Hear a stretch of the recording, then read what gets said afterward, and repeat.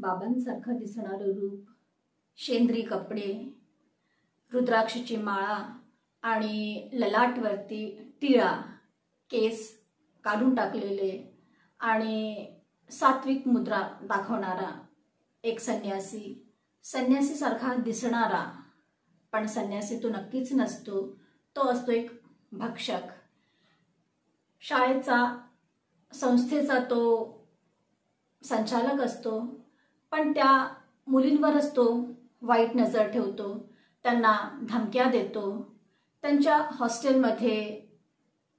हॉस्टेलच्या रूममध्ये कॅमेरे लावतो आणि कॅमेऱ्यांच्या आतमधून तो बघतो मुली काय करतात, मुली कसे कपडे चेंज करतात, मुली कशी खातात, झोपतात, हे सगळं तो आपल्या कॅमेरामधून बघत असतो आणि त्याचा फोटो घेतो आणि मुलींना बोलावतो आणि दाखवतो की हे बघा, हे तुमचं असली रूप आहे।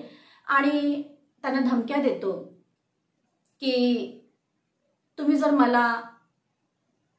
माझ्यासोबत कॉम्प्रोमाइज जर नाही केलं तर तुमचं आयुष्य मी उद्ध्वस्त करील, तुम्हाला नापास करील, तुमचं करिअर खराब होऊन जाईल, असा तो धमक्या देतो।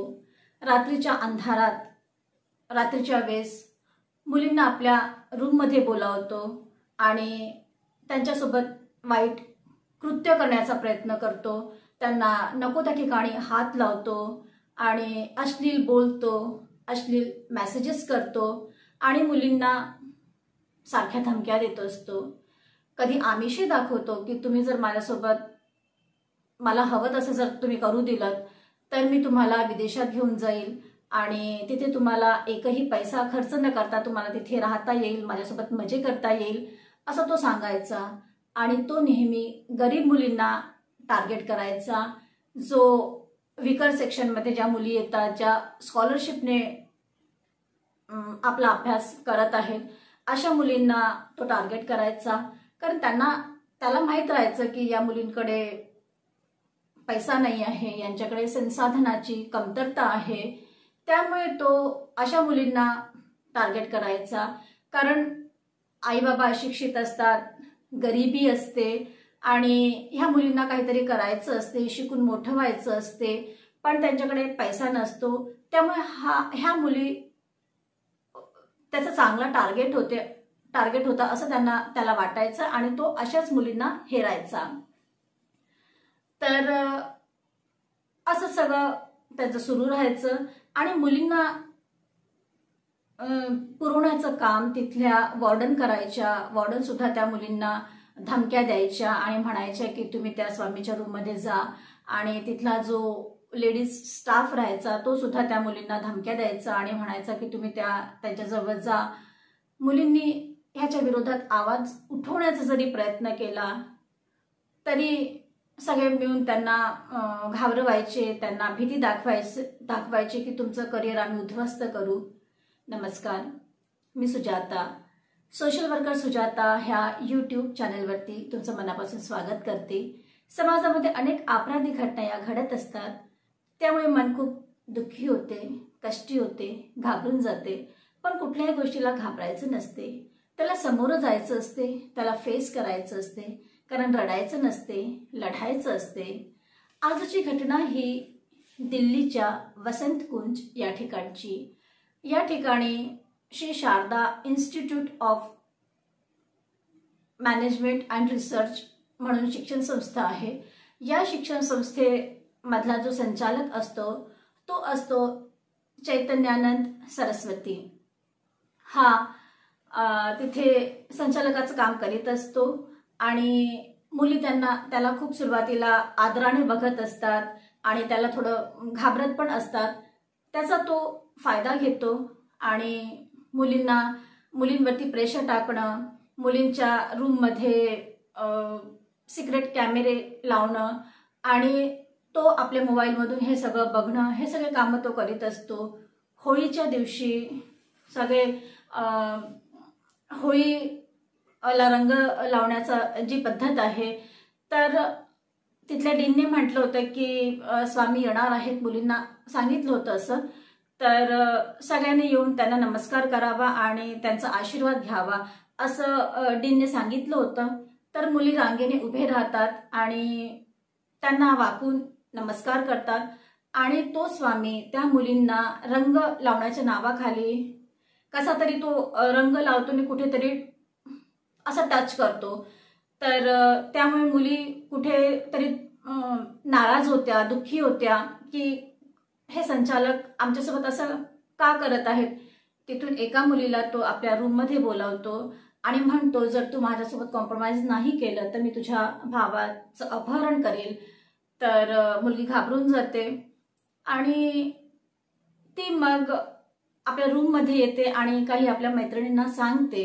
मग अशा 17 मुली असतात ज्यांच्यासोबत या स्वामीने वाईट कृत्य केलेलं असते, ज्यांना त्या मुलींना रूमवरती बोलावून त्यांना नको तिथे स्पर्श करणं, छेडछाड करणं, वाईट मेसेजेस पाठवणं, अश्लील मेसेजेस पाठवणं, हे सगळं तो व्हॉट्सअपवरती करत राहायचा.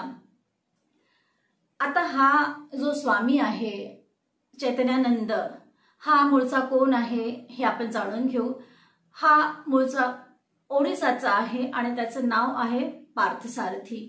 तो शिकागो युनिव्हर्सिटीमधून त्याने MBA आणि PhD केलेलं आहे असं तो म्हणतो, पण त्याच्या डिग्र्या कोणी पाहिल्या नाही. आणि तो म्हणतो की युरोपियन देशामध्ये माझ्या 28 बुक्स मी पब्लिश केलेल्या आहेत आणि तिथे सगळ्या शिक्षण संस्थेशी मी जुळलेलो आहे आणि एका बुकचं प्रस्तावना तर स्टीव्ह जॉब ह्यांनी लिहिलेला आहे असं तो सांगायचा. तो हे सगळं सांगत राहायचा, पण त्याच्या करण्यामध्ये आणि त्याच्या बोलण्यामध्ये खूप अंतर होतं.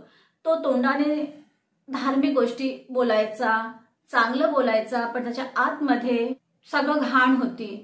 तो सगळ्याच गोष्टीमध्ये असं खोटं बोलायचं. जुलै महिन्यामध्ये शारदा इन्स्टिट्यूटमध्ये ऑडिट करण्यात आलं होतं आणि त्या ऑडिटमध्ये खूप आर्थिक घोळ दिसून आला होता आणि हे सगळं घोळ स्वामींनी केलेलं आहे हे जेव्हा जाणवलं, जेव्हा निदर्शनात आलं, तेव्हा त्यांच्या विरुद्ध FIR केलेली आणि ही घटना कॉलेजच्या सगळ्या स्टुडंट्सला माहिती झाली.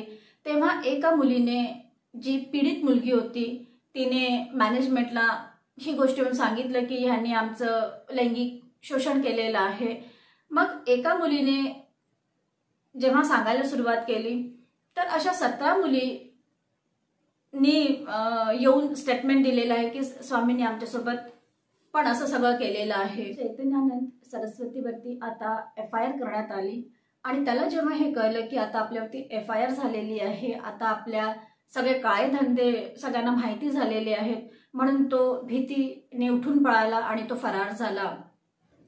पोलिसांनी लुकआउट नोटीस जारी केलेलं आहे आणि प्रत्येक एअरपोर्टवरती ही नोटीस पाठवण्यात आलेली आहे. कारण तो पोलिसांना असं वाटायचं की हा फॉरेनला पळून जाईल आणि तो पळून जाऊ नये आणि तो सापडायला हवा, म्हणून त्यांनी लुकआउट नोटीस जारी केलेलं आहे. मुलींनी हिंमत दाखवली आणि सगळ्या मुली समोर आल्या ज्यांना त्रास झालेला आहे आणि त्यामुळे त्याचं पितळ उघड पडलेलं आहे. मुली खरोखरच खूप हिमतीने पुढे गेलेल्या आहेत, कारण तो माणूस त्या इन्स्टिट्यूटचा संचालक होता, त्याच्याजवळ पॉवर होता, त्याच्याजवळ पैसा होता, पण मुली त्याला घाबरलेल्या नाहीत आणि अन्यायापुढे त्या पुढे आलेल्या आहेत, अन्यायाविरुद्ध त्या पुढे आलेल्या आहेत.